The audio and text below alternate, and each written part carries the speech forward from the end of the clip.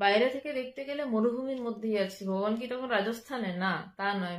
মরুভূমির মধ্যে আছি মানে জগতেরই মরুভূমির মধ্যেই রয়েছি। মরুভূমি মানে আমরা কি জানি? ধুধু মরুভূমি, প্রবল তাপ, মাথার উপর চারদিকে কোনো আশার আলো নেই। এই জগৎটায় আসলে লোকে বলে আশা আছে, আশা পূরণ হওয়ার পরই আবার একটা নতুন দুরাশা তৈরি হয়, আবার সেই দুরাশা পূরণ করতে গিয়ে আরো বড় দুরাশা। তো এই পূরণ করার খেলায় মানুষে ওই আলে আর মরিচিকার মতন এই ধরছি এই ধরছি এই ধরছি। সৌমদীপ কাকা নমস্কার। এই ধরছি এই ধরছি করতে করতে মানুষ ওই দৌড়ে যায়। তাই বলছেন যে বাইরে থেকে দেখলে মনে হবে দেখতে গেলে মরুভূমির মধ্যেই আছি, বাস্তব কিন্তু অন্য কথা বলে।